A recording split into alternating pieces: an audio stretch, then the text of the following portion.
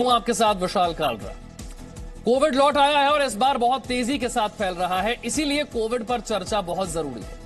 चिंताजनक बात यह है कि कोविड के फैलाव के बावजूद लोग सतर्क नहीं हो रहे। देश में 81,000 के से ज्यादा कोरोना के नए मामले 24 घंटे में आ गए। 469 लोग एक दिन में उनकी मौत हो गई। दिल्ली में रिकॉर्ड तोड़ संक्रमण हो रहा है। एक दिन में 3500 से ज्यादा केस मिले हैं। महाराष्ट्र में डरावने हालात हैं। पूरे देश के आधे मरीज महाराष्ट्र में हैं। लेकिन यह चिंता सिर्फ महाराष्ट्र की नहीं है। यूपी, कर्नाटक, छत्तीसगढ़, सब जगह हालात खराब है। छत्तीसगढ़ में तो शमशान में जगह नहीं। कोरोना को कंट्रोल से बाहर जाते देख तमाम बैठकें, मीटिंग्स हो रही हैं। केंद्रीय कैबिनेट सेक्रेटरी ने राज्यों के चीफ सेक्रेटरी के साथ मीटिंग की है। उधर महाराष्ट्र में अलग बैठक हुई है। दिल्ली सरकार ने बैठक की है। यूपी में बैठक हुई है। मतलब यह कि सरकार को हालात की गंभीरता का अंदाजा है, लेकिन देश की जनता अपनी जवाबदेही को शायद भूल रही। और एक बात और, इस बार का कोरोना बच्चों में भी बहुत तेजी से फैल रहा है। इसलिए दिल्ली से लेकर यूपी तक स्कूलों को फौरन बंद करने का फैसला लिया गया है।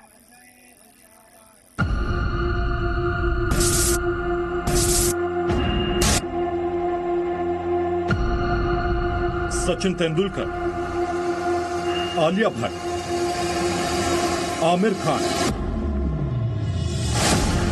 आर माधवन, कार्तिक आर्यन, परेश रावल, फातिमा शेख, पप्पी लाहिड़ी। कोविड के सेकेंड वेव में इन सबको संक्रमण हो गया है।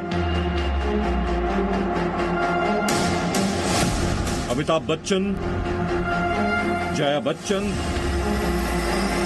धर्मेंद्र, हेमा मालिनी, सलमान खान, संजय दत्त और मलाइका अरोड़ा।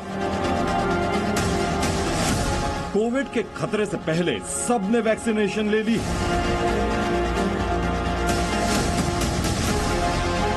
क्योंकि 2021 के अप्रैल में कोरोना का स्पीड मार्च शुरू हुआ है।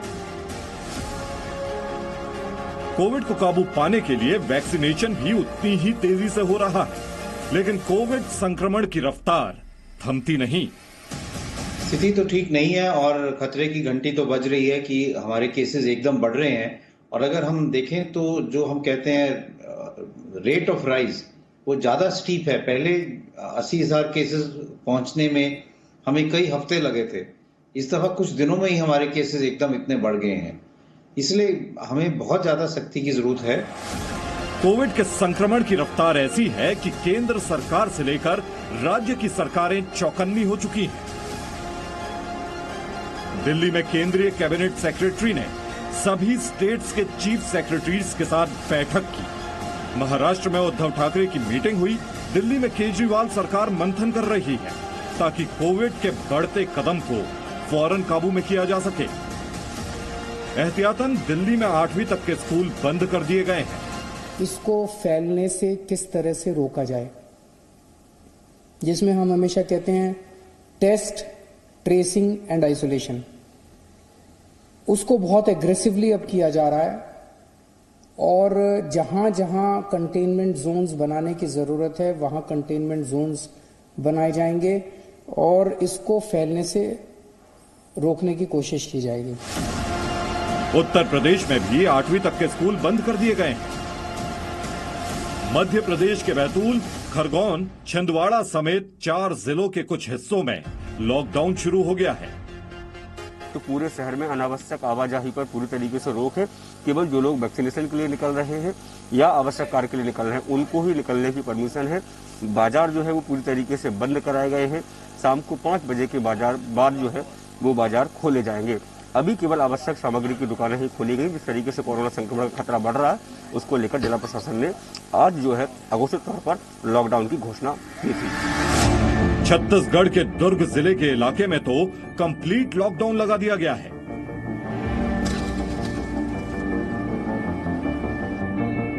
महाराष्ट्र के पुणे में 7 दिनों तक तकरीबन सब कुछ बंद रखने का फैसला किया गया है। कि अगले 7 दिनों तक पुणे शहर में, पुणे जिले में, कंप्लीट जिले में हर प्रकार के मॉल्स और सिनेमा हॉल ये कंप्लीटली बंद रहेंगे। रेस्टोरेंट्स, हर ईटिंग पॉइंट, बार ये भी पूरी तरीके से बंद रहेंगे। मात्र यहाँ से होम डिलीवरी की सुविधा उपलब्ध करा के दी जाएगी। स्कूल कॉलेजेस 30 अप्रैल तक बंद हैं, लेकिन 10वीं 12वीं के विद्यार्थियों को कोई असुविधा ना हो, इसके लिए हमारी तरफ से, प्रशासन की तरफ से सारी तैयारी की जाएगी।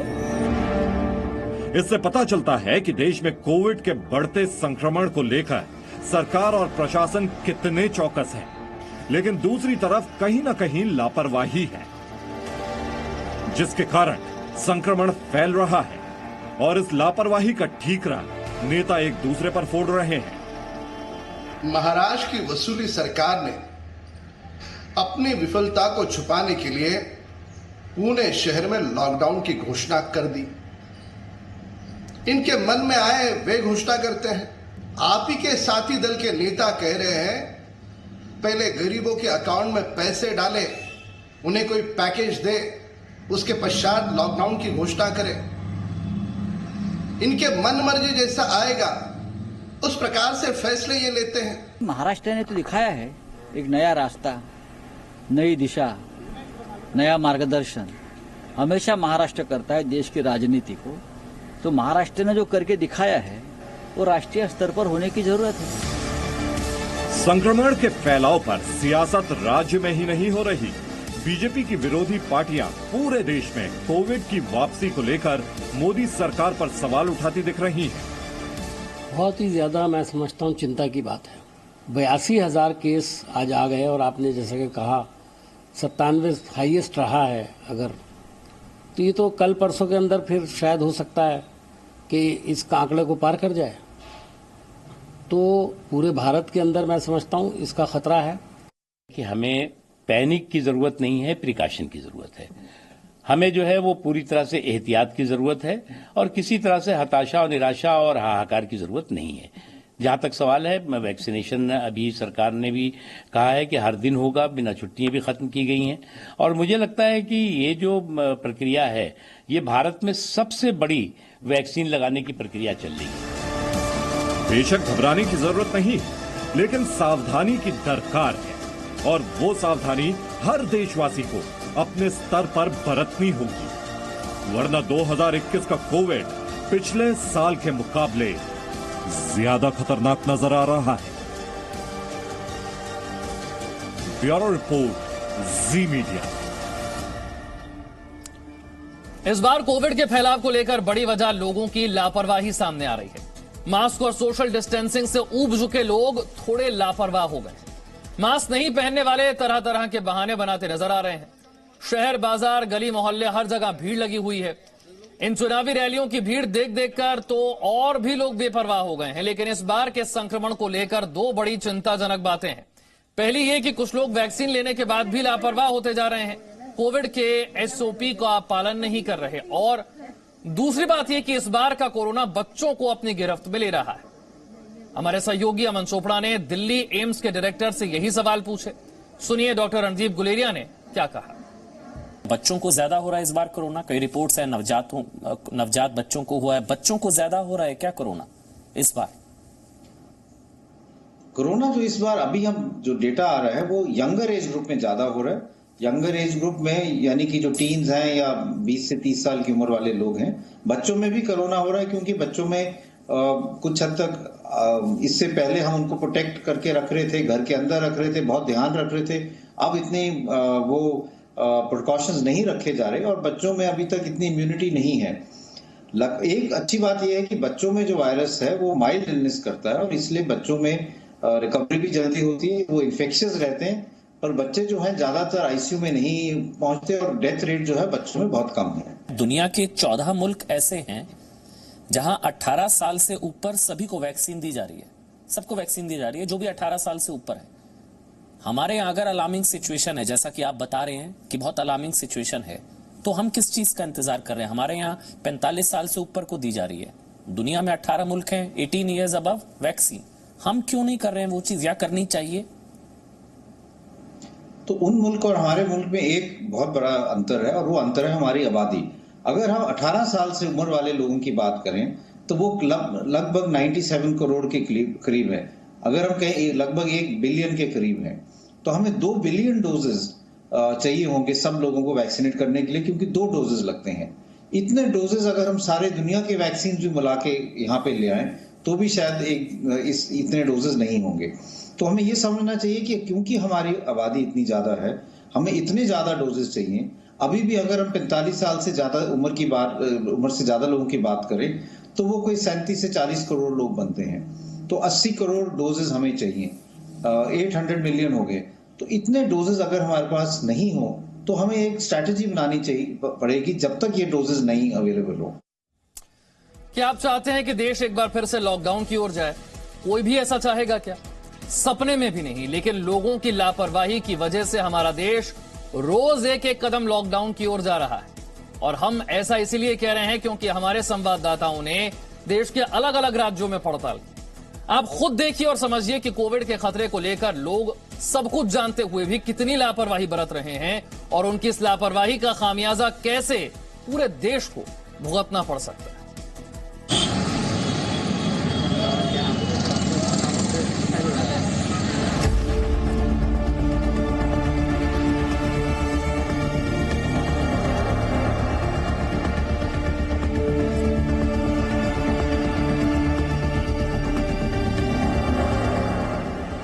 ये मुंबई है, उसी महाराष्ट्र की राजधानी जिस सूबे में पूरे देश के 1/3 कोविड मरीज हैं। यहां का हाल देखिए।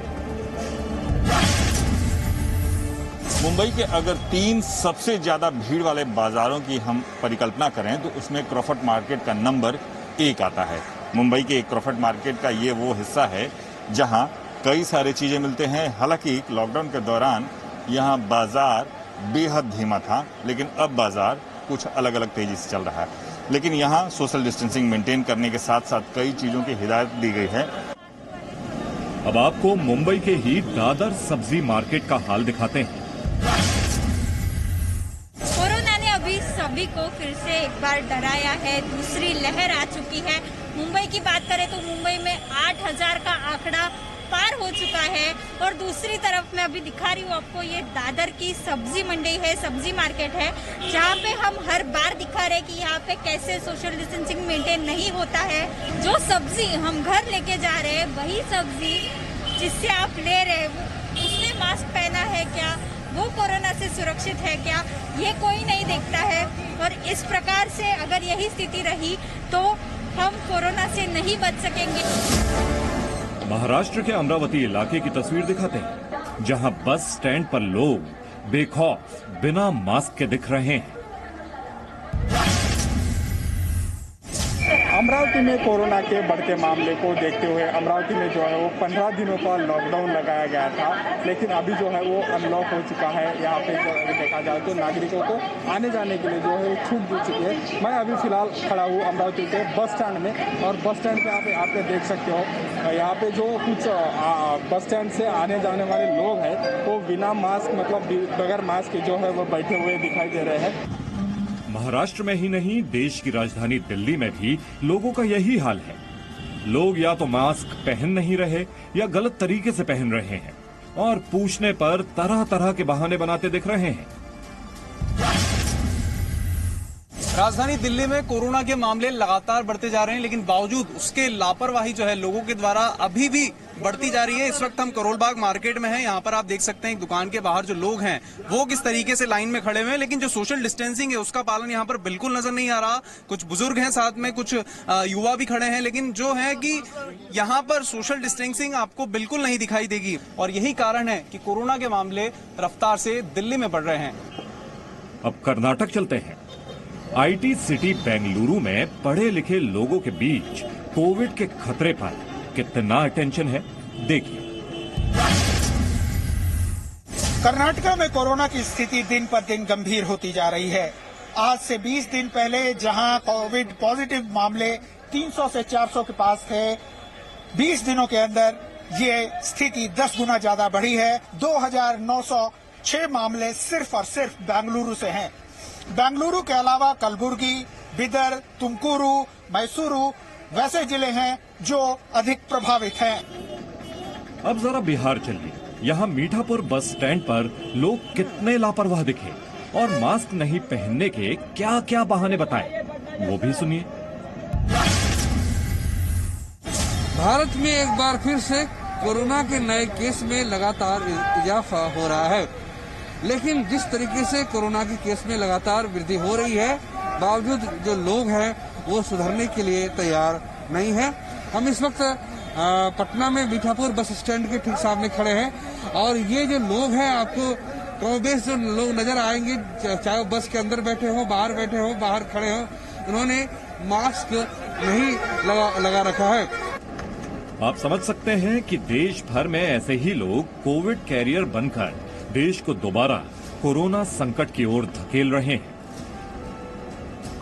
हालांकि कई जगह इन्हें जागरूक करने के लिए पुलिस प्रशासन जुर्माना भी लगा रही है, लेकिन कोरोना के खतरे को लेकर जब तक देश का हर नागरिक अपनी जिम्मेदारी नहीं समझेगा, तब तक कोविड पर काबू मुश्किल है। ब्यूरो रिपोर्ट, जी मीडिया। कुछ और खबरों के साथ फौरन हाजिर होंगे, बने रहिए हमारे साथ। Presenting B News app available on Google Play and App Store. Download it now.